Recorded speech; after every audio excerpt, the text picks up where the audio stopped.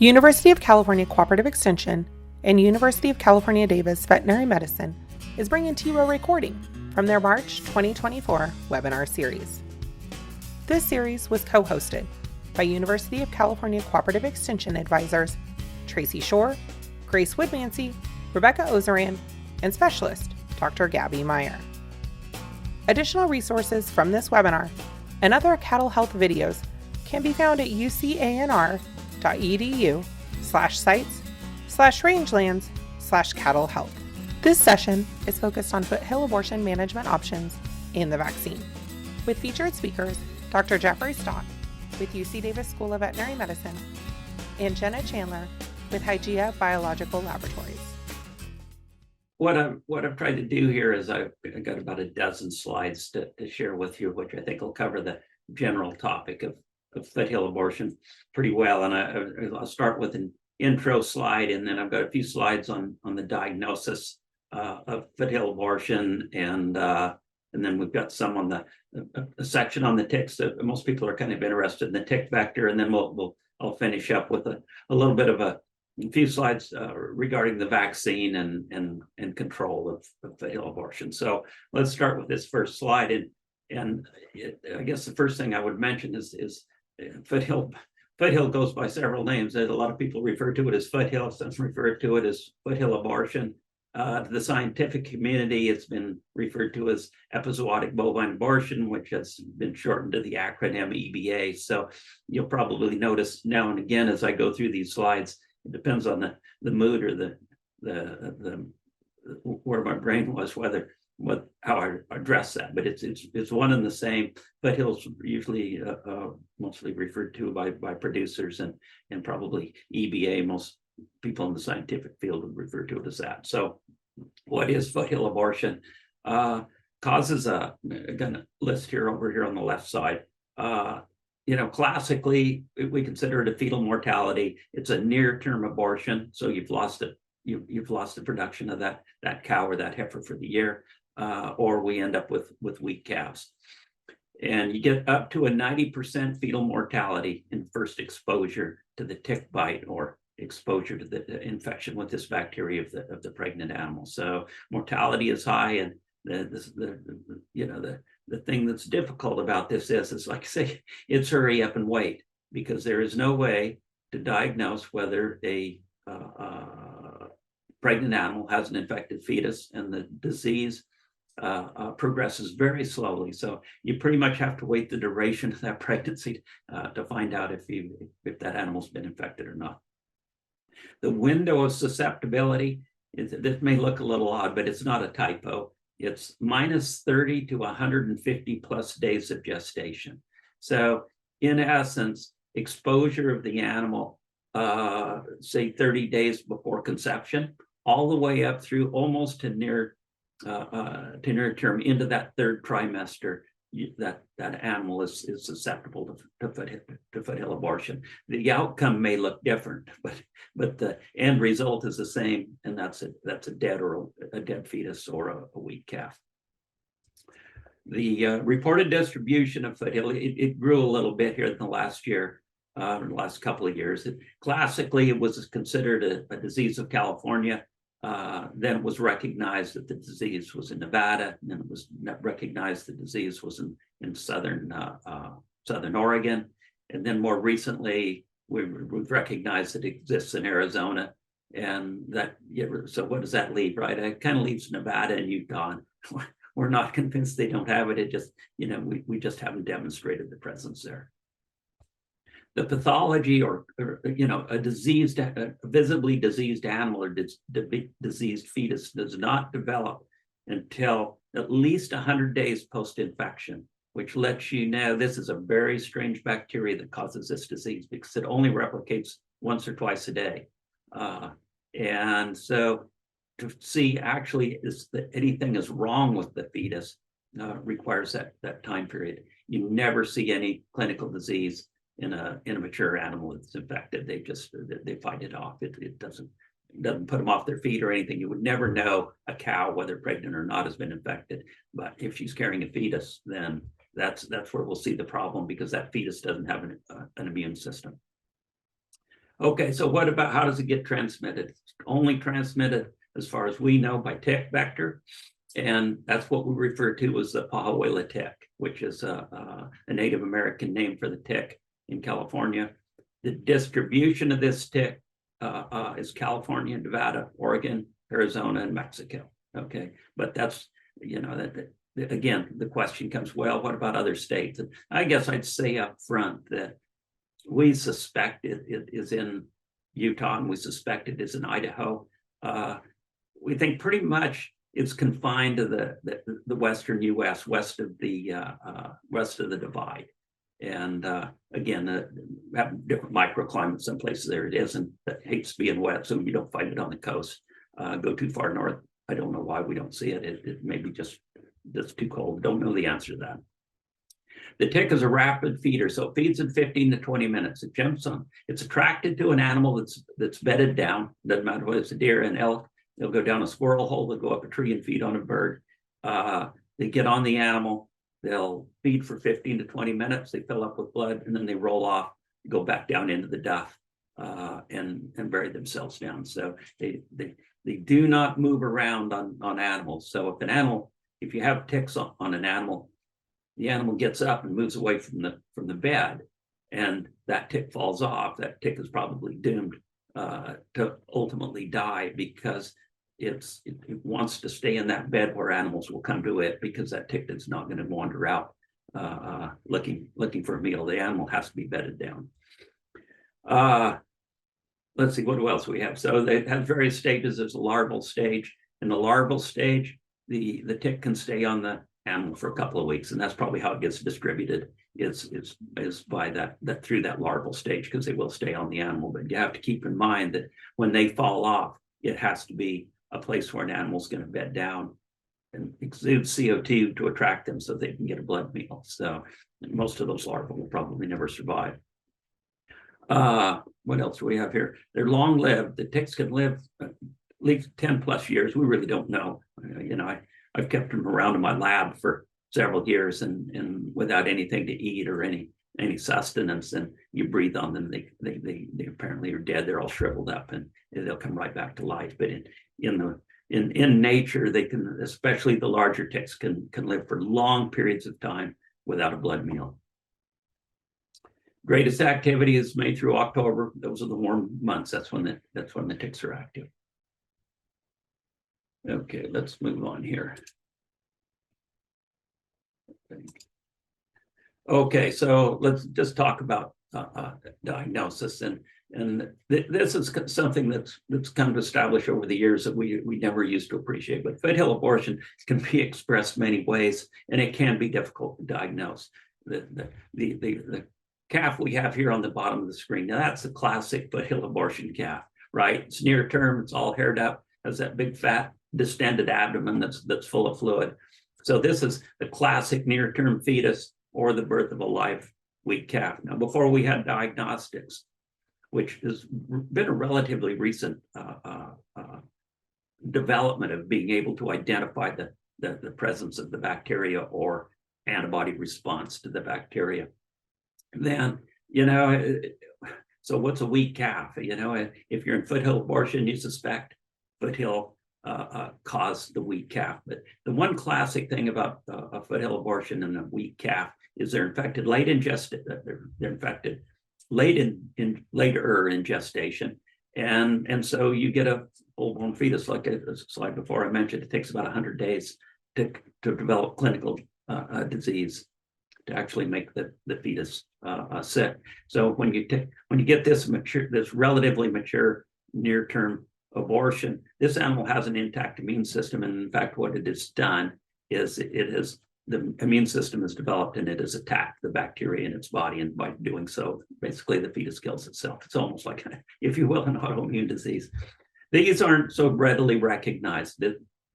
And this one right here, okay? And so this is what happens when you get infected earlier in gestation. Fetus doesn't go as far. It usually dies from a wasting disease, as opposed to this one that's killed by its own immune system. They look really skanky. They're slippery. They don't have any hair. The skin sloughs off, and these are animals that were just infected earlier in gestation. And then there's the top one here. She was pregnant on 100 days gestation. We knew that because we preg checked them, say, and now 2 months later, the animal was open. And so the question is where did the fetus go? They're small. They usually get pushed out. You usually don't see them. And this is likely an exposure that was just prior to conception, maybe 2-3 weeks before conception, the heifer of the cow got infected, or soon after conception. And so those will, like I say, around 110 days, they'll just 100 days, they'll just disappear. So it depends on the time of infection of the fetus of how that disease is going to present itself.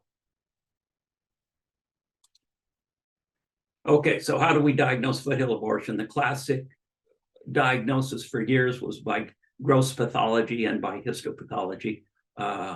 It was typically at the veterinary school at Davis. And so what is so we say the gross pathology? Abortion with distended abdomen, and that's that slide I showed you. That's the classic foothill slide, okay? Enlarged spleen, enlarged lymph nodes.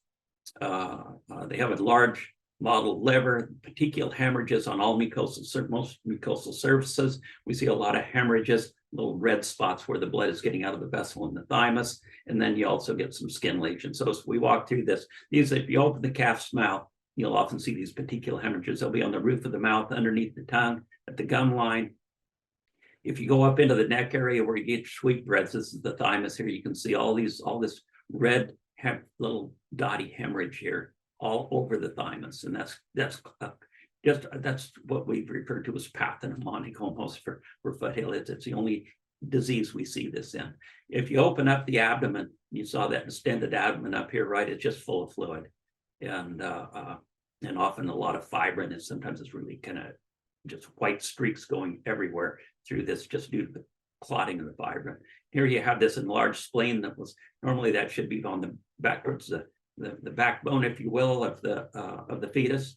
And in this case, they're so large they'll actually wrap all the way around and come down here down here to the front of the rib cage. And then they have this big, nasty mottled looking liver. Doesn't have very sharp edges on it. It's kind of rounded up.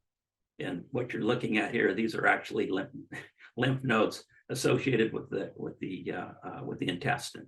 And I mean, they're huge. They just look like grape clusters. And if you palpate on a fetus right here, you could visualize this right in front of the shoulder here. There's what is called a prescapular lymph node, and it'll often feel like there's just a big sausage. Okay, and that's just a hugely enlarged lymph node. So those are kind of the classics. If you look at some of these animals, you'll see these skin lesions.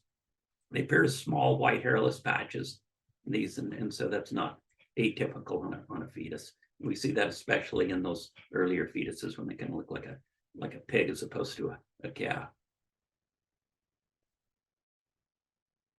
Okay, so what about laboratory diagnosis? What fetal samples do you need to send in to get a diagnosis?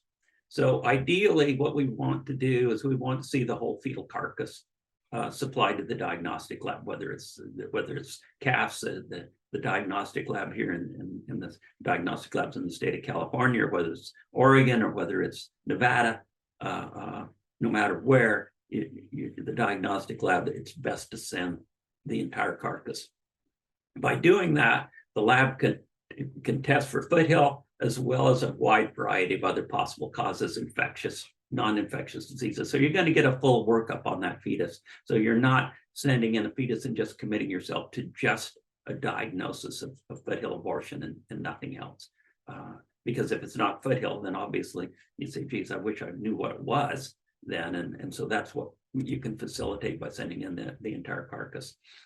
If that is not practical, you can send in lymphoid tissues. You can cut out pieces of the spleen, the thymus, lymph node. Thymus is probably the best. You can package that up and put it on ice packs. Never send a tissue into or a blood sample into a lab that doesn't have ice packs in it, and enough ice packs, especially if it's in the summer, that it's not going to thaw out, because once those samples get hot, or if they get left out on a bench somewhere or something, then it's going to really compromise the ability to find what's an organism in there. You can take blood or fluid from the peritoneal cavity. If you remember, you open that peritoneal cavity and you saw that fluid, you can pull some of that fluid up, or you can take a blood sample and send that in, but do not send in stomach or intestinal contents with that. We don't want. So why is it better to send fetal samples as opposed to dam serum? Okay, why don't I just bleed the dam and send that sample in and see if that dam, the cow, the heifer, has antibodies to the bacteria or has the bacteria. So if you want a definitive diagnosis that it's EBA or Foothill, that's the cause of the abortion, as opposed to evidence of exposure to the dam at some unknown point in time, that's why we, that's why we need something from the fetus. Fetus is quite separated in ruminants and cattle. It's a circulatory system, its blood system is very separated from the dam. Okay, so mom's antibodies don't get over into the fetus. So if I get fetal blood and there's antibodies to the Foothill abortion bacteria, I know that antibody was made by that fetus. Okay, so if you give me the serum from the dam, yeah, if it's a high titer, it may well be Foothill. It's indicative it could be Foothill, but you have no way to know if that cow could have been infected and met an immune response before she ever became pregnant, and you're just looking at prior exposure, or maybe it was infected very late in gestation when it didn't hurt the fetus, but she's still seropositive. So if you're bleeding the dam, it'll give you a great idea if you've got Foothill in your property, but it's surely of limited value when compared to a sample directly from the fetus for diagnosis. Okay, so a little bit about the tick. This is classic terrain, dry high desert terrain that we find this tick. So the typical terrain is juniper, sage, bitterbrush, pinyon pine. Pinyon pines are loaded with these ticks, mahogany, and oak. And you can find other places as well, I'm sure. So collection of the ticks is used by using dry ice traps. So hungry ticks are attracted by CO2, and dry ice, chunks of dry ice give off CO2 just like an animal laying there, and the ticks then will be attracted to the CO2. So that's what we use to trap the ticks. The hungry Pahuila ticks, if you look at them, they're all desiccated. When they get trapped in these traps here, you got to trap with a little piece of dry ice in a Dixie cup. And so the ticks come in and they can't get back out of this little plastic tray here. So we trap them that way. But they're very desiccated when they're hungry. And when they're blood fed, then they swell up and they're quite large.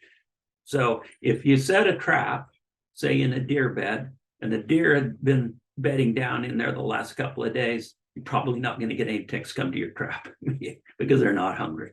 Okay, so it's a very difficult process and very imprecise. If you want to know if the tick is on your property, I wish you the best of luck. If you find the tick using the dry ice traps, you've got the tick. If you don't find the tick, it means absolutely nothing because they're just not easy to trap. Okay, here. Okay, so what are the known endemic areas of this tick? So each one of these dots, okay, represents an established collection of a tick. So the solid blue ones, okay, those are all in the literature. And for years, we had no way to identify what the causative agent was. So what we do would look for the tick. So ticks range all the way down from San Diego all the way up above the border into southern Oregon, and then out here into Nevada. And these are two new dots that have just been added. Okay, we just finished these studies here just a couple of months ago. So the blue dot with the red point in the middle means we trapped the tick, we identified the bacteria in the tick, and in this case, in both of these cases here in Arizona, we also identified fetuses that were aborted fetuses that were submitted to the Arizona diagnostic lab that had the bacteria. If you follow this map on down, okay, it comes right down in here. The tick has been trapped all down here into Mexico, all the way down to Guatemala. Okay, so that if what we're making the assumption is, and it's probably pretty good, no one has ever described foothill disease in Mexico. probably because of management practices, okay, and lack of diagnostics. But at any rate, the tick has existed probably for ever and a day, if you will, all the way from this southern tip of Mexico, comes all the way up through the Sierra Madres, up through Arizona, into some of those little where the range breaks up, and then up into the U.S. states and here. So it's pretty well distributed. The dots are all positive. Then you've got a lot of areas that one would trap ticks, and you never find the ticks in irrigated pastures, and you never find the ticks on the coast. On the coast where it's wet, they hate the moisture, and we're not going to find it in the desert for sure, in a true hot desert. But again, there's microenvironments within those deserts that may be harboring the tick. So what about the points here? Most California counties, we found the tick. Southern Oregon, Klamath Lake, Harney and Malheur counties. In northern Nevada, Waso, Humboldt, Elko, Pershing, Leon, Story, Douglas counties. In Arizona, I'm not sure how you pronounce that, Yavapai maybe county, is where both of these, where are they? These conditions were met. And then in Western Mexico, there's states here. So non-endemic areas, again, that's the lowland valleys, wet coastal areas. The older literature would suggest that the tick isn't found below 500 feet, just period. In higher elevations, you just don't find them in meadows. But if you got a meadow or an irrigated land or a swamp or anything like that, and you've got say an old fence row that goes across that has big sage in it, right? It's irrigated, it's got lush green grass on both sides of it, and you got an old fence line running across the middle of it. And if deer are going out and bedding down in that sage and they're up above that water level, then that's when you can find the tick actually in a meadow like that. Okay, so the majority of the tick collection sites were sampled prior to the identification of the bacteria, this Pahuelobacter abortivobus. That's the official name of the bacteria that causes foothill abortion. And therefore, there was no PCR-based diagnostics. And PCR, it's polymerase chain reaction. It's a lab assay that's come along in recent years so that we can identify very low numbers very specifically of a microbe. Okay, so when all of these collections were being made and observations in years past, those diagnostics weren't available. So all we know is the tick was there. Okay, so again, just a little bit more on the vector, and I put this in here because I think this makes the point. My screen is hiding a little bit from me, but so the fact that we've recognized the disease and the vector in Arizona in the last couple of years, does that mean that the foothill abortion and the tick, the disease and the vector are moving? And our answer is we don't think so. And I think it's been here forever. And we're the ones that created conditions such that foothill abortion raised its ugly head. And that was we started breeding animals that weren't immune. And so we think that is exactly what occurred here in Arizona. EBA was recognized by a producer after significant changes were made in management. His son took over the ranch, changed management, and a higher percent of EBA naive, in other words, animals that are not immune to foothill, were brought into the herd. So all of a sudden you've gone from a situation where you had animals that had lived there all of their life, in that country in Arizona, and they were largely immune, and so you never saw foothill abortion. All of a sudden you move a group of animals onto that ranch that are naive. Maybe they came from Oklahoma, maybe they came from eastern Montana, maybe they came from the Dakotas, trying to upgrade genes, bringing in naive pregnant heifers. And boy, this disease will just roar up and become very visible very fast. But it is associated with a change in management. I don't think it's because all of a sudden the tick and the bacteria have shown up. I think that they've been there for a long time. So ranchers that breed year-round are less likely to note abortion storms, and that pretty much defines at least that part of Arizona is those animals are on that range all the time. So they just had never seen it before. Those animals were well immune before they became a breeding age. And I think that's why we don't see the losses in deer herds. We don't see the losses. Who knows about wild horses, whether they're susceptible and elk and so on, because those animals are solidly immune by the time they reach breeding age. So to finish this with, the tick was first described over 175 years ago in the Sierra Madre Mountains of Mexico, ranged from the far north down near the border of Guatemala. And like I say, the disease hasn't been described in Mexico, but we're pretty sure that the tick is there, and we're sure the bacteria is there. But I will say only a small number of the ticks carry the bacteria. So but there's plenty of ticks out there. So we don't really know where the bacteria has come from.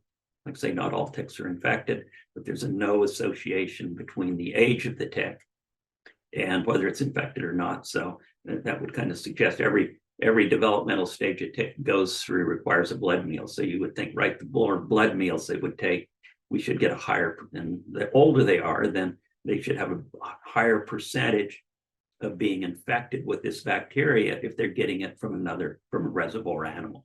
And we don't see that. There's just as many ticks infected that are tiny ticks as opposed to the big mother tick. So we're assuming, we have to assume it's coming out of the soil. And the group of bacteria that this lives in, there's no other mammalian pathogens in this group of bacteria. They're largely soil bacteria. So it would kind of make sense. It's just a freak of nature that gets inside of the tick, gets into the salivary gland, gets into an animal.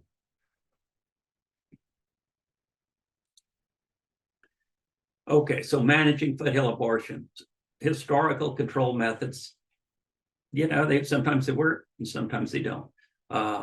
Expose heifers to the Pahuila tick habitat prior to breeding, but the weather has to be conducive to tick activity. So if you run your heifers out there into an area that has ticks in it, and the wind's blowing, and it's 28 degrees, there's going to be those ticks are not going to move around. So you can leave those heifers in there, and if the tick is not active, then you're going to get no exposure. If it's warm and the ticks are active and they're not fed up by a bunch of deer that came through.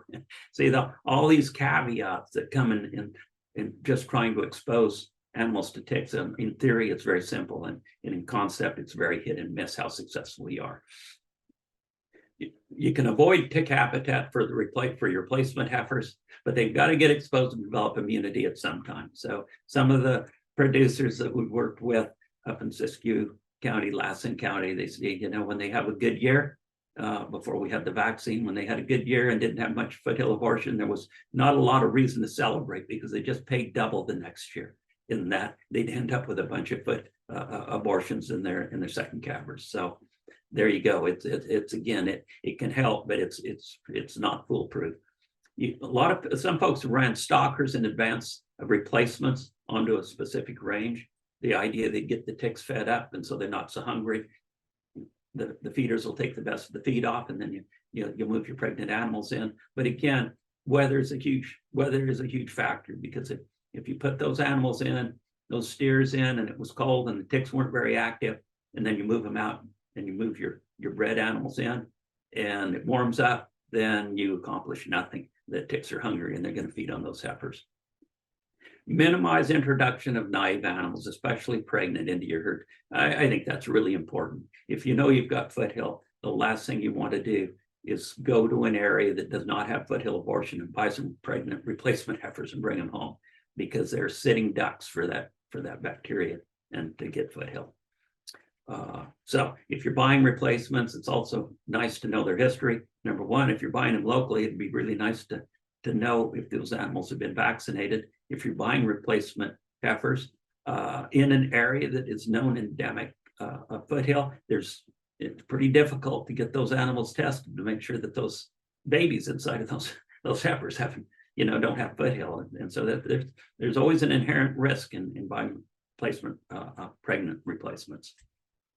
We now can incorporate vaccination into the animal health program, much more manageable, much more successful, and much more removal of the hit and miss approach. Okay, so I just put a couple of things here in the vaccine that we've noted. I think that I just want to highlight, and then Jenna's going to talk to you about the vaccine. But number one, we've never seen anaphylaxis. If you've ever seen an animal get a vaccine now and again, and they get up and they go out and then they just drop like a sack right in the corral when you're processing them, and I've only seen it a couple of times in my life as an animal that has an anaphylactic reaction to a vaccine. We've never seen any anaphylaxis after administration of the Foothill vaccine. Illness or death of the dam linked to vaccination, never. They don't lose weight. It doesn't put them off. The bacteria replicates so slowly, it doesn't make the adult animal sick at all. Skin reactions at the site of injection, yeah, you can see some skin rejections. They're very soft swellings. You'd have to know where the needle went in and palpate that, and it's just a real soft injection site. But it's noted 21 to 56 days post-vaccination. Well, that really isn't important for you to know. It's some information that can kind of help work through your head how slowly this bacteria replicates in the cow, because the vaccine that that is available is nothing. It's merely a live organism. Okay, it's a controlled infection. It's not like a lot of your others. It's not attenuated because it doesn't cause any clinical disease in an animal with an immune system. So the fact that we don't see these swellings develop until 21 to 56 days post-vaccination means it's replicating very slow, and it's taking the cow a long time to develop an immune response. And so that's why you can't vaccinate and then 2-3 weeks later start breeding those animals, because that bacteria is still replicating in that cow you vaccinated. And if she gets pregnant and that embryo implants, then that residual bacteria in that cow is going to get to that fetus, and she's going to preg check positive, and a couple months, 3 months later, she's going to come back open. Interference from other vaccines, we've never noted any interference. And when I say interference of other vaccines on the Foothill vaccine. We know nothing about whether it would have a negative effect on any of other vaccinations. But we've always felt much better in the bacteria that causes Foothill isn't very tough. And so we like to keep that vaccine on one side of the neck all by itself, if at all possible, because some of these other vaccines you folks use have what they call adjuvants in it, and really gears up the immune response. And so you get a better vaccine response. But in the case of this Foothill vaccine, you might just facilitate its elimination of that bacteria before just, if you will, collateral damage from the adjuvant of another vaccine. So we suggest you not do that. Pregnant animals are ones that are likely to become pregnant within 60 days post-vaccination. You just do not want to vaccinate these animals. Efficacy in the animals, in our experimental animals at UNR and up at Sierra Field Station and here at Davis, we never had we had 100% efficacy with the vaccine. When we went out in the 60,000 head that we figured we vaccinated over the years of the trials, we figured it probably had about a 95% efficacy, and that's stunning efficacy. Serologic data suggests whether they made antibodies following vaccination. Approximately 2% of animals don't seroconvert, and we don't know why. Now, we don't know whether we know it's not a classic antibody response that protects these animals. It's what we call a cellular immune response. So it's possible, these 2% actually that don't seroconvert, they may still have had a cellular immune response we couldn't detect, and they could be immune. There's no way to know. Okay, efficacy studies conducted on weaned heifers. Like I say, that's where all of these efficacy studies come to.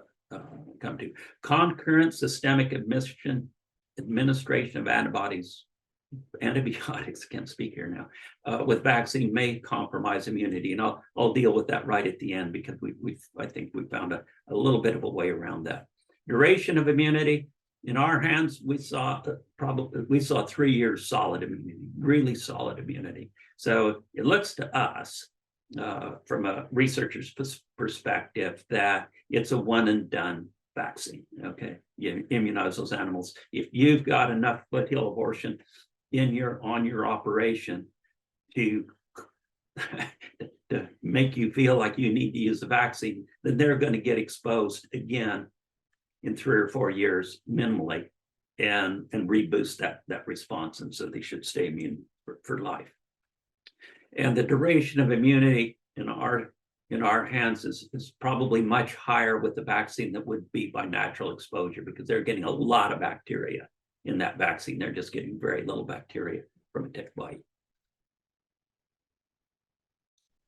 Okay, back to the antibiotics. So concurrent administration of Foothill vaccine and antibiotics. And we saw this all the time when we were doing the vaccine trials. If you get an animal in with an abscess, you get an animal in with bad pink eye, and you want to treat them with antibiotics. We tried to keep from applying anything that was any systemic antibiotics when we were doing the trials. Of course, sometimes if an animal was sick, you can't afford to lose the animal, so yeah, you're going to treat them.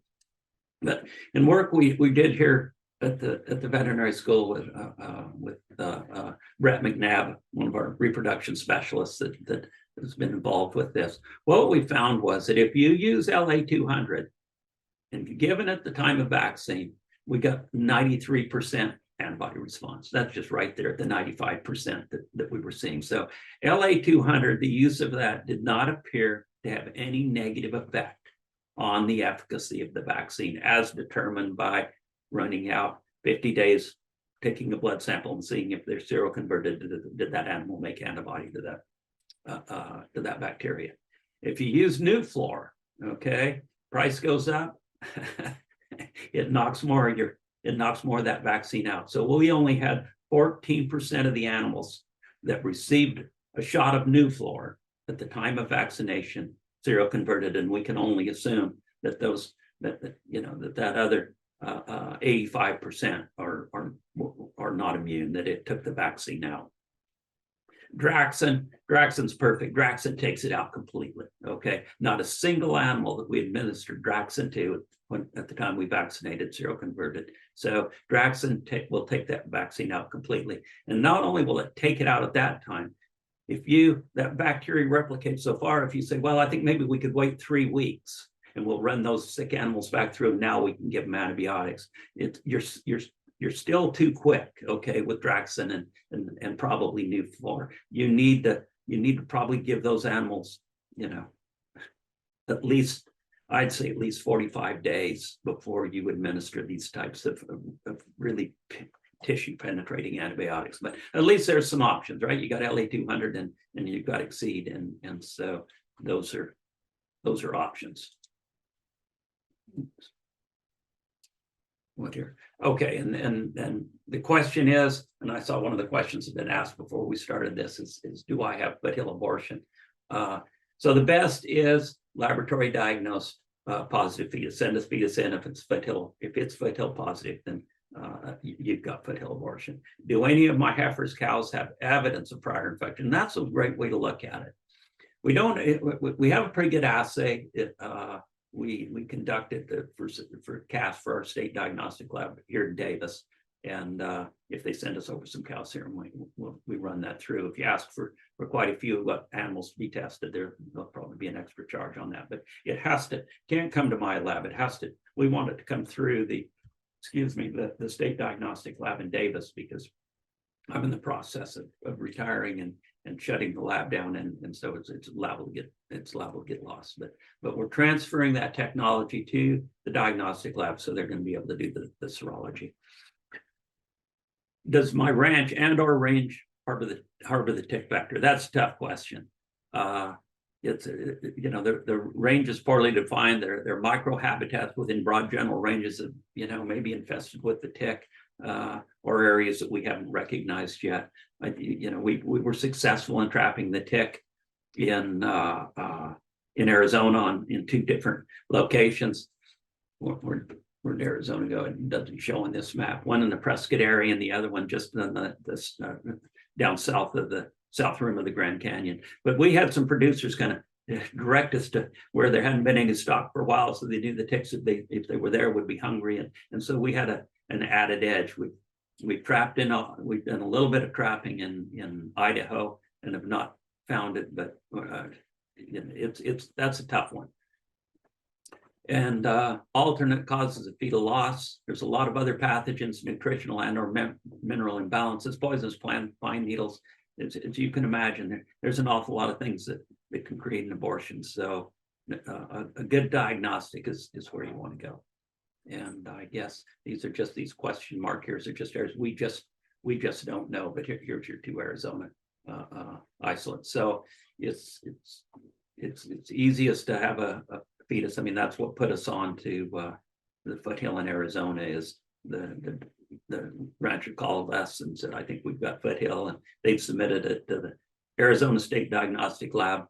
And so they sent samples out for us to run. So you can, depending on where you are now, you can submit samples to the Arizona Diagnostic Lab, the Oregon Diagnostic Lab in Corvallis. They can diagnose it. They don't do serology, but they do a PCR for the bacteria. And Nevada has one, a lab in Reno, where I think it's mostly just pathology they do there. I don't think they do any enrollment, and they do here. Thanks, Dr. Stott. That was very informative. So we had a few pre-submitted questions, and I think you pretty much answered all of them. So there were a few people that wanted to know how effective the Foothill shot is, and I think you answered that very well. There was a specific question about San Diego. San Diego has not yet experienced Foothill abortion. Please let us know what to be on the lookout for and who to contact if we suspect it. So, I mean, we do have those blue dots down in that area. So it's, I think they may just not have had or may not have experienced it because they don't have the ticks, or may have been unaware of it. So I guess the best way to handle it, if they do suspect it, if they find a fetus, is to submit it to the diagnostic lab and contact a veterinarian. Would you agree? Yeah, I would agree. And when you look at the last slide still up here, right? Yeah, you're right. There's a blue dot right over San Diego. Some of this literature is extremely old, when San Diego was a small enclave.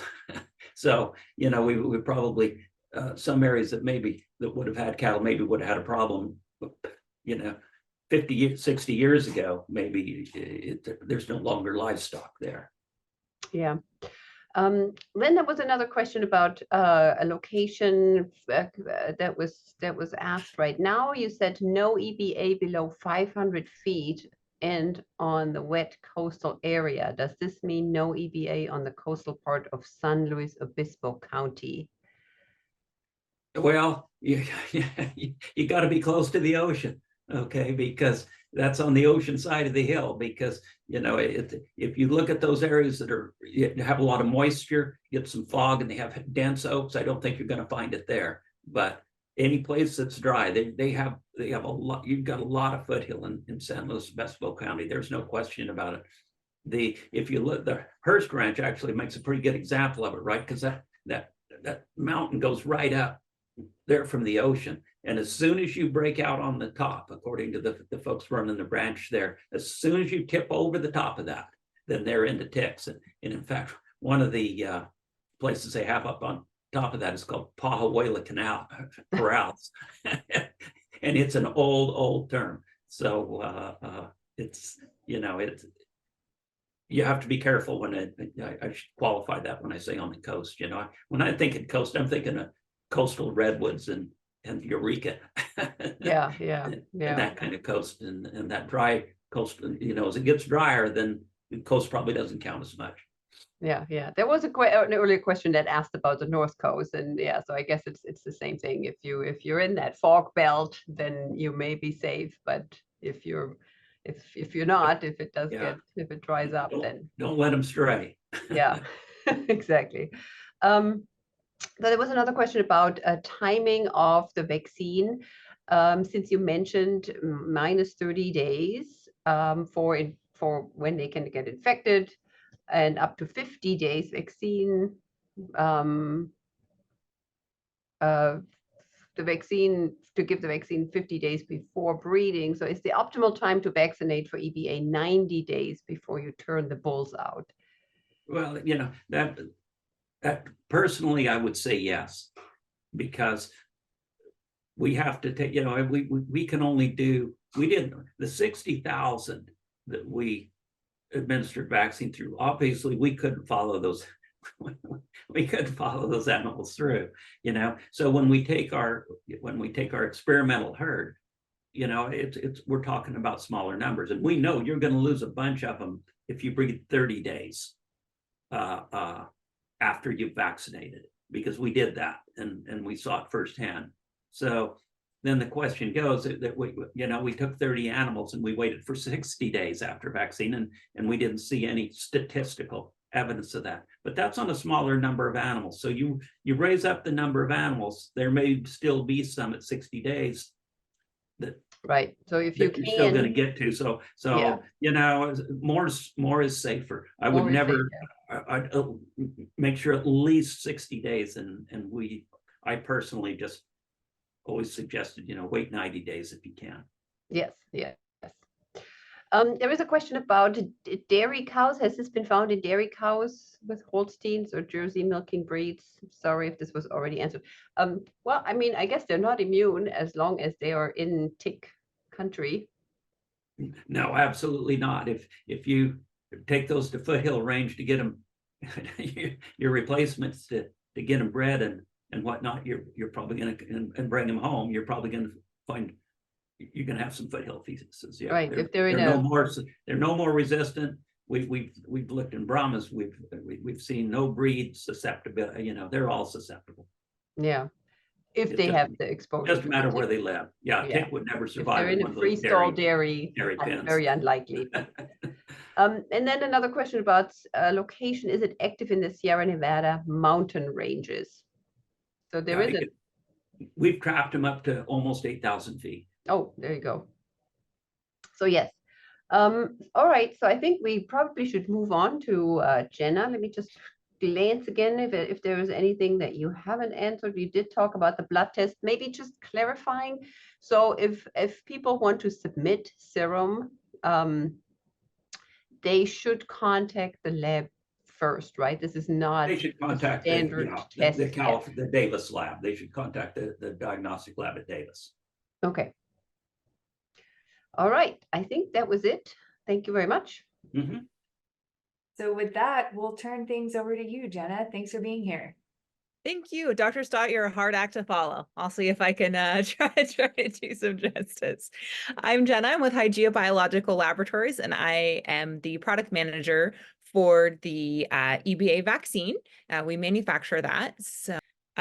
So again, I'm Jenna with Hygieia Biological Laboratories, and we'll just talk about vaccine. Let's see if this advances. There we go. Can I get my herd vaccinated for Foothill? In September 2020, the USDA granted the Hygieia EBAA vaccine a conditional license. We get this question a lot, can I get on the UC Davis experimental trial? So there is that part is over, and so now it is conditionally licensed. This means that all producers in approved states can, let me move this, I can't see, I guess not. All producers in approved states can obtain and use the vaccine in their herds. Since then, over 2,500 vials of vaccine have been sold, resulting in approximately 70,000 animals vaccinated post-commercial release. This is in addition to that over 60,000 that Dr. Stott mentioned that were vaccinated on the UC Davis expanded field trials. The EBAA vaccine, which that just stands for epizootic bovine abortion agent, vaccine has been used in 7 states, including Idaho, Nevada, Arizona, Oklahoma, and Montana, with California and Oregon being the largest consumers. And that doesn't mean that if you are bringing in cattle from another state that you can't use it. Just there are some permissions that we have to get, being a conditional product, which we can get. So again, as Dr. Stott mentioned, Foothill not been found in Montana or Oklahoma, but we have had clients that are bringing in naive animals to California, and they are wanting those animals vaccinated before they move them. So that is absolutely something we can do. We can get you vaccine to those other states as well if you want them vaccinated before they get here. Tulare County is the largest user of the vaccine in California, followed by Modoc County. You know, the vaccine's popular where the ticks and where the cattle are. The busiest months for vaccine demand are generally February and March, and November and December. And I only mention that to say if it is something that you're looking for those months, give us a call a little bit earlier rather than later, because it may take a little longer to get to you. Should I vaccinate against foothill abortion? Dr. Stott did a wonderful job kind of talking about where it's found and, how you can decide if you have it, and deciding if you should use the vaccine. Do I breed cattle and want to maximize the number of calves born? I think that kind of goes without saying. Do I have a cow-calf operation in California, Oregon, Nevada, or any other place the tick may be found? Have I seen cattle that were confirmed bred come up open with no explanation? And again, before calling me to order vaccine, we always recommend that you do send those samples in.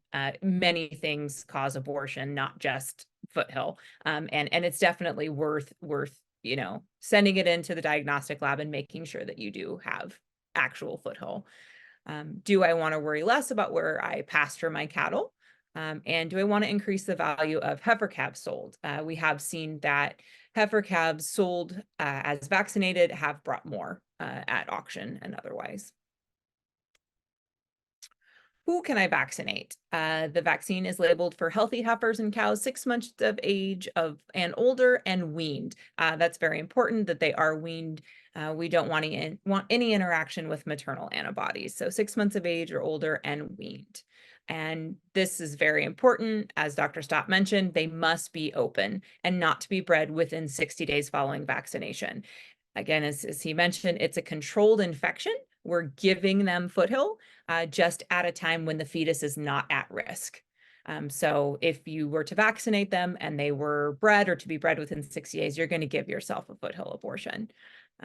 And we've had producers say, oh, well, she's not supposed to be bred anyway. Well, right, but it's going to be a foothill abortion, so you're going to lose that fetus 100+ days later. And then you've lost production for a year. There is no known risk to the suckling calf when the dam is vaccinated. So once she calves, you can vaccinate her then. How can I get my herd vaccinated? Producers can order vaccine from Hygieia Labs directly. They can give us a call.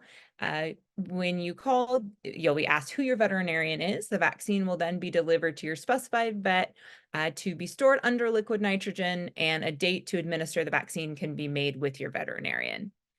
Because of the specific handling and transportation requirements of the vaccine, Hygieia is currently asking for 30 days lead time from order to delivery to your vet. Unfortunately, it is kind of a delicate vaccine. We can't just, pop it in a box when you call and, send it off and just regular mail. It does have to be kept at liquid nitrogen temperatures. So it has to be in that shipper, has to be packed and delivered. So we are asking for 30 days lead time from order to delivery to your veterinarian. The vaccine comes in vials of 30 doses at a cost of $800. This works out to be a little bit over $26 per dose. There's currently no wait list and no disruptions in supply are expected. So just give us that 30 days. There's no wait list. There's nothing like that. It's just a matter of us being able to get it to your vet in time for when you need it. And it does require a little bit of timing ahead, because that 30 days also has to come in taking into consideration the 60 days you need to administer it before breeding.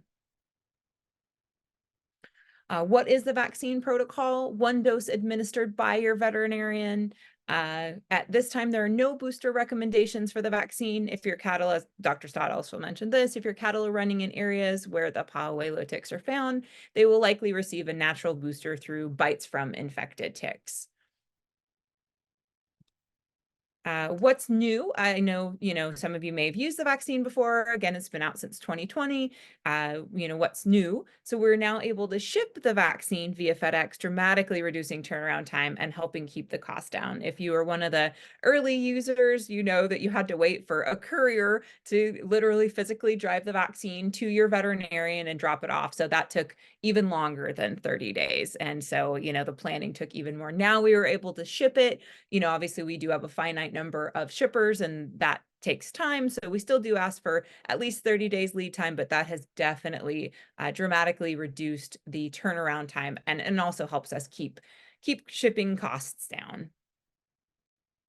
And what's on the horizon? I saw this was one of the questions that someone had asked prior to the presentation about vial sizes. Hygieia continues to explore the possibility of smaller vial size availability. I promise, I hear this all the time from producers, I'm not keeping as many this year. I have 15, or I have 45 animals, or, I just have a couple of, FFA heifers, replacement heifers. I promise we are working on it. It does take time to get all of the stuff approved and through USDA, but it is something we are working on for the future, I promise.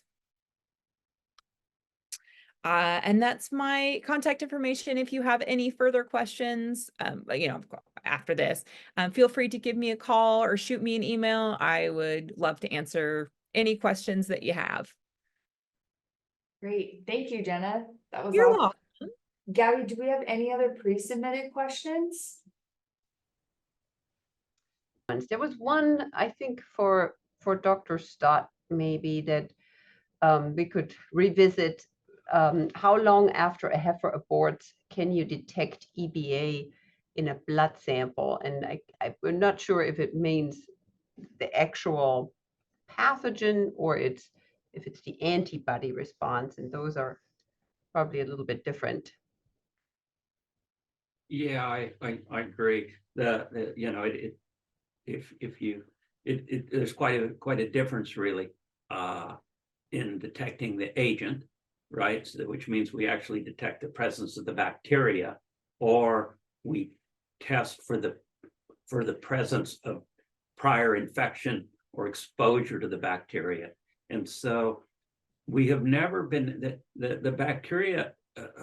It appears to hide itself away in a mature animal. It's just a feature of it, and we have never been able to re-isolate the bacteria once we put it into the cow. It seems like it does just a vanishing act. Okay, so we don't even utilize the PCR, the diagnostic that detects the bacteria that we use on the fetus or we use on fetal tissues. We just don't use that on the dam, even if the dam is even if we have necropsy tissues, if she's been killed, we can't find the bacteria. So we go to the use of serology then for the dam for an animal that is mature, and so from the blood sample then we can look to see if that animal has antibody, which is very specific for the bacteria that causes foothill. And so, but that doesn't tell us if the animal is still infected. It just tells us that the animal saw it at some point in the recent past, and we don't really know how long that response will last after the first time they get exposed. If it's a very high titer, there's a lot of antibody in an animal that has recently aborted, then it's pretty suggestive that's probably a foothill fetus. But we can't look you straight in the face and say that was foothill abortion, because she could have just maybe even gotten boosted, say in the last 30 days, got bitten by a tick and got a booster type response right before she was ready to give birth. It had no impact on the fetus, but she's got a high titer. So it's only suggestive. If we add that to other things that kind of all smell of foothill abortion, then it strengthens the diagnosis that that's what it is. So in other words, if they have a heifer that they thought was pregnant, maybe was called pregnant at preg check and then turned up with no calf, it would still make sense to test her. It may just not, if there is a high antibody response, then it's likely that that was the cause. It'd make you lean towards believing you had Foothill. Yes. But if it's lowish, we're not sure. Oh, then yeah. So It it's, tells you the best it is tells you always you've to got have- Foothill. It tells you you've got some exposure to your animals, but the time frame of it is of that exposure is unknown. All right, it looks like we got another question, another couple questions come in. If a 6-month-old heifer is vaccinated while she is still nursing the cow, will it negatively affect the cow? That probably comes from, well, there is some concern with modified life vaccines that are given to calves that are suckling, and if the cows are naive, it can potentially cause a problem. Yeah, I mean, no, not that we know of. We've never seen anything. You know, we don't know if the calf is suckling, and the cow has antibodies in her milk, then we can't be sure. It could compromise the vaccine. I think the question is, but we don't know that for a fact. We're being cautious, okay, because there's instances where that can really compromise immunity. I think the question is more, and I may be wrong, but I think the question could be more geared towards, if you vaccinate a nursing calf and the cow is pregnant but naive, could the cow then abort? I would say no. Probably not, yeah. Probably not, yeah. It is worth noting that the label states to only vaccinate weaned calves. Just putting that out, it's worth noting. Okay. So ideally wait until they're weaned, but Yes. before at least 60 days, ideally 90 days before breeding. All right, and then we have one more. Cattle that are born in areas with EBA, are they usually immune by breeding age? Well, that's the $1 million question, right? That is the $1 million question. Are you a gambling person? Yeah. So yeah, I mean, yes, no, maybe. It's that is the gamble. Yeah, I don't know. When it comes to Foothill, I think the ultimate gamble is going to a sale yard and buying pregnant heifers and not knowing where they came from. Yeah. If they're sure animals. you have heard those kind of stories. Some real pain, some real pain suffered by smaller people that do, some smaller operations. Yeah, that is terrible. Another question that I've gotten here there is, at this point it has to be administered by a veterinarian. Is that ever going to change? And the answer is likely no. It is, as Dr. Stott mentioned, the bacteria is very wimpy, which means, for lack of precise language, it is a live bacteria that is kind of packaged within splenic cells. We need those cells to stay alive. And so it has to be handled very carefully. And so that's why it has to be administered by your veterinarian, is we want to make sure that it works for you. It can be administered at the same time as they are there for the bangs vaccine, just as mentioned again on the opposite side of the neck, but for all intents and purposes, it's unlikely to be something that is not to be administered by a veterinarian anytime soon. Again, not for safety reasons, although pregnant women should not handle it. We don't know any effects in humans, but it's not for any safety reasons aside from the fact that we just want the vaccine to work. And it's kind of sensitive. Yeah, veterinarians do get some training, right, from you. They have. Absolutely. Yes. The selling of it is complicated. Making it up is complicated, and we just want to make sure it works. You can't let it roll around on the floor of your truck for a couple of days before you get around to vaccinating. Yeah, the only thing I would add to that is we've had, when we were doing the trials, we had several female veterinarians in Nevada that were starting families, and they both opted out of wanting to deal with the vaccine. It's just that age-old thing, right? Never say never. We just don't know. And so it's just prudent to be careful with it. Yes, we definitely do not recommend if you are pregnant or looking to become pregnant to handle the vaccine for sure. We got one more question. It's a good one. Once the vaccine bottle is opened, how long is it good for? Maximum 4 hours. And that is something that we always tell our administering veterinarians not to push that entire time. You know, you are having to handle it very appropriately to keep those cells viable. And the closer you get to that 4 hours, you're losing cell viability. So Dr. Stott can probably speak to that more eloquently, but 4 hours maximum. So unfortunately, it is not something that you can use half and then again put back in the fridge and then use, you know, again. So once thawed, you have 4 hours to use it. Yeah, I might add that when we were doing the vaccine trials, we had one rule that we held hard on, and that is we're not taking the vaccine out of the liquid nitrogen until we hear that squeeze pump. If it's a hydraulic pump, until we hear it working, because that's just sad. I mean, that's a lot of money tied up, and walk over and say, dang, it worked yesterday, and have no backup, you know. So we always had that rule, and it saved a lot of sad faces. That's what we always tell our veterinarians is don't pull it out until you see the whites of their eyes. You know, inevitably you get there and, oh, there was an issue, that pasture's not gathered, or, you know, this, that, and the other thing. And as Dr. Stott mentioned, it's a costly lesson to learn for sure.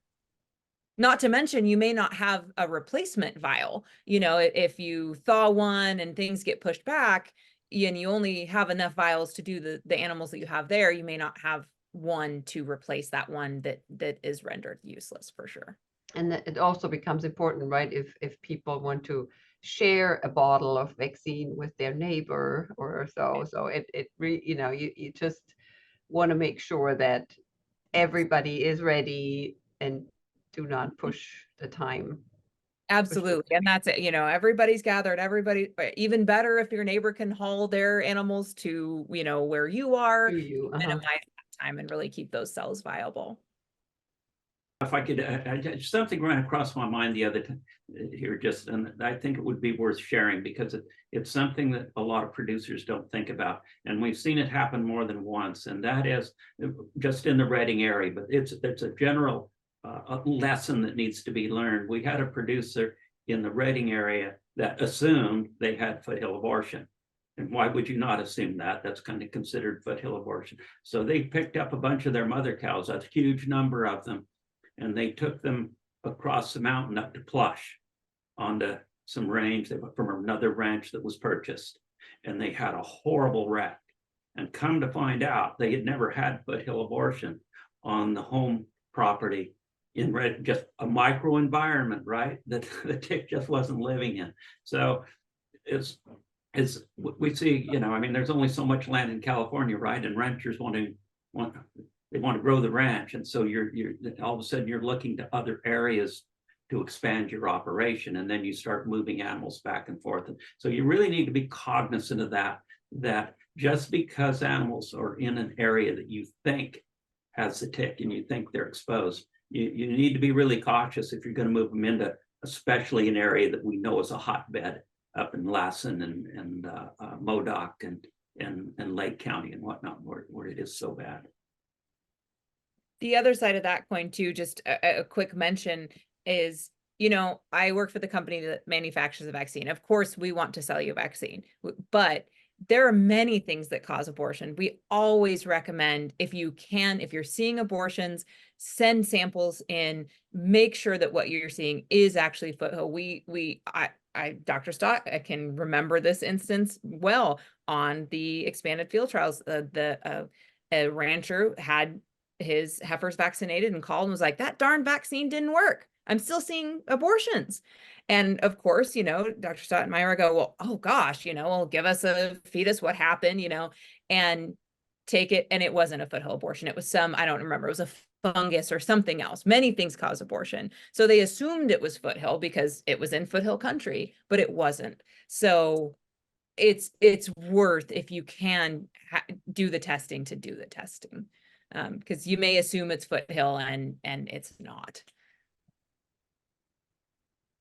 Okay, we got a final question. Is it okay to give the EPA shot at the same time you are doing a Bovishield Gold booster shot? And so Bovishield Gold is the respiratory viruses of 5-way, BVD, IBR, PI3. I mean, it was mentioned previously that it's okay to give the foothill abortion vaccine with other vaccines. Right. We did a lot of that in the trials, and we never saw a problem. And I would just always tell them to keep on your own side. So I had one side of the heifer, and that you guys can do what you want on the other side. So that's the only line we drew, just to make sure our vaccine didn't come in direct contact with some immunostimulatory compounds and some of the other vaccines that are used. Okay, so foothill abortion vaccine on one side of the neck, give everything else on the other side. Exactly. Well, I think that's a great point to end it. Thank you to Dr. Stott and Jenna for sharing with us details on foothill abortion management options and the vaccine. During the video, there were references to resources and other webinars.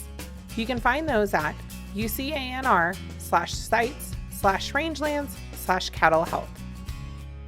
Thank you for watching this webinar recording that was brought to you by the University of California Cooperative Extension and the University of California, Davis Veterinary Medicine, and was co-hosted by University of California Cooperative Extension advisors Tracy Schohr, Grace Woodmansee, Rebecca Ozeran, and specialist Dr. Gaby Maier.